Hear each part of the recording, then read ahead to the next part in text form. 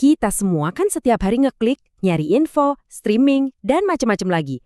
Sadar nggak sih, di balik itu semua, ada mesin-mesin tak terlihat yang kerja non-stop buat kita. Nah, gimana kalau ternyata mesin-mesin yang jadi tulang punggung internet ini punya pintu belakang rahasia? Yuk, kita coba cari kuncinya bareng-bareng. Oke, coba deh inget-inget. Kapan terakhir kali kalian ngetik alamat website terus pencet enter? Sebenarnya, saat itu juga kalian tuh lagi memulai sebuah percakapan. Tapi, ngobrol sama siapa sih? Terus, gimana ceritanya obrolan digital itu bisa terjadi? Penasaran kan? Yuk kita bedah. Oke, kita masuk ke bagian pertama. Pintu depan web. Kita bakal ngintip sedikit ke balik layar digital buat lihat apa sih yang sebenarnya kerja di sana. Anggap aja ini fondasinya. Jadi penting banget buat kita paham dulu gimana cara kerjanya. Gampangnya gini deh, bayangin server web itu kayak pustakawan super canggih di perpustakaan raksasa. Komputer kita yang disebut klien datang minta sebuah buku, yaitu halaman web. Nah, si server ini langsung sat nyariin buku itu di rak-rak digitalnya dan dalam sekejap dikirim balik ke kita. Dia ini pahlawan tanpa tanda jasa di balik setiap penjelian Google dan video YouTube yang kita tonton. Nah, ini dia visual dari obrolan tadi. Coba lihat panah yang jalan dari klien web di kiri itu. Itu namanya permintaan HTTP. Ibaratnya, browser kita nanya, boleh lihat halamannya dong? Terus lihat panah baliknya dari server. Nah, itu respons HTTP yang bawa semua data yang kita minta. Kelihatannya simpel ya, cuma bolak-balik gitu, tapi tarian inilah yang bikin seluruh internet jalan. Miliaran kali setiap detik. Tapi ya, namanya juga fondasi, mau sekuat apapun pasti ada aja celahnya. Nah, di bagian kedua ini, kita bakal jadi detektif nih, mencari di mana aja retakan-retakan di fondasi digital ini, tempat semua masalah bisa berawal. Kalian mungkin mikir, ngehack server itu pasti butuh skill dewa, coding yang rumit banget kan? Ternyata nggak juga. Seringnya, masalahnya justru jauh lebih sepele. Kuncinya bukan di kode yang jelimet, tapi di pintu yang lupa dikunci. Yap, kesalahan manusia, hal-hal simpel, itu justru jadi celah paling besar. Nah, ini dia beberapa contoh pintu yang lupa dikunci itu. Lihat deh perisai yang retak itu. Itu ibaratnya kita nggak update software, kayak ngebiarin jendela kebuka lebar. Terus icon gembok yang kelihatan lemah itu, wah itu password 123456 banget. Tiap icon di sini tuh nunjukin kesalahan-kesalahan sepele yang sebenarnya kayak ngasih undangan terbuka buat para penyerang. Kutipan ini ngena banget sih. Intinya, bukan teknologinya yang salah, tapi orang di baliknya. Kurang pengetahuan, lalai, males, nggak peduli sama keamanan. Nah, itu ancaman paling gedenya.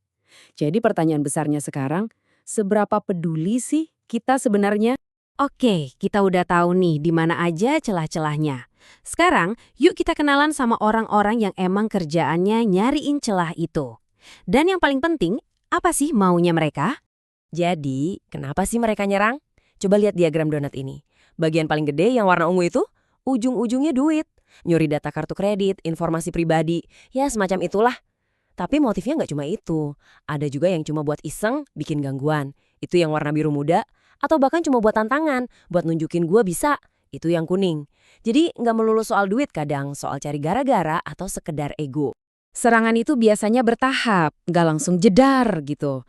Mereka mulai dari yang kecil dulu, mungkin bobol satu akun user buat dapat pijakan. Udah dapat, mereka bisa mulai berkarya, ngerusak tampilan websitenya, istilahnya defacement. Nah, dari situ mereka gerak lebih dalam lagi buat nyuri atau ngubah data penting. Dan grand prize-nya, dapatin akses root. Ini artinya mereka punya kendali penuh 100% atas server itu. Udah kayak dapat kunci master buat seluruh istana. Oke, cukup teorinya. Sekarang kita lihat kasus nyatanya. Gimana sih para raksasa server web ini diserang di dunia nyata? Kita bakal bahas 3 pemain utama di industri ini. Yang pertama, Apache. Wah, ini salah satu sesepuh di dunia server web. Paling banyak dipakai dan udah jadi tulang punggung internet selama bertahun-tahun. Nah, di Apache ini ada 2 ancaman yang sering banget muncul. Pertama, SQL injection. Ini cara hacker nimbulin database buat ngasih semua datanya. Bahaya banget. Yang kedua, cross-site scripting atau XSS. Ini lebih licik lagi. Mereka nyisipin kode jahat ke website yang kita percaya. Kita ngeklik sesuatu, tanpa sadar komputer kita udah kena. Lanjut, ada lawannya dari Microsoft, Internet Information Services, atau disingkat IIS. Nah, ini biasanya banyak banget ditemuin di perusahaan-perusahaan yang pakai ekosistem Windows. Kalau di dunia IS, ancamannya beda lagi. Ada yang namanya pembobolan autentikasi. Gampangnya, hacker bisa masuk gitu aja tanpa perlu login. Terus ada juga peningkatan hak istimewa. Dan ini lebih serem lagi. Bayangin aja, ada tamu di gedung apartemenmu.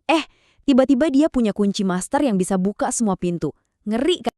Dan yang terakhir, Nginx. Dibacanya NGX ya. Ini pemain yang tergolong baru tapi popularitasnya meroket. Kenapa? Satu kata, kencang. Banyak banget website gede yang trafiknya tinggi pindah ke Nginx karena efisiensinya itu. Tapi, kenceng aja nggak cukup. Nginx juga punya masalahnya sendiri. Ada yang namanya eksekusi kode jarak jauh. Ini skenario paling horor. Hacker bisa ngendaliin server kita seolah-olah mereka lagi duduk di depan komputernya langsung. Terus ada lagi pemalsuan permintaan sisi server. Ini serangan licik di mana server kita dihasut buat nyerang sistem lain dari dalam. Dan ini poin yang penting banget buat diingat. Server web itu cuma salah satu potongan puzzle dari keamanan siber yang jauh lebih gede. Lihat deh diagram ini. Server web kita di lapisan 4 bisa aja udah aman banget. Tapi kalau sistem operasinya di lapisan 3 atau jaringannya di lapisan 2 jebol, ya sama aja bohong. Seluruh bangunan bisa roboh. Intinya keamanan itu cuma sekuat titik terlemahnya. Nah, semua ini akhirnya membawa kita ke satu pertanyaan besar. Coba pikirin deh, dunia modern kita sekarang ini, ekonomi, komunikasi, kehidupan sosial kita, semuanya dibangun di atas server-server web ini. Kita percayain hidup kita ke mereka.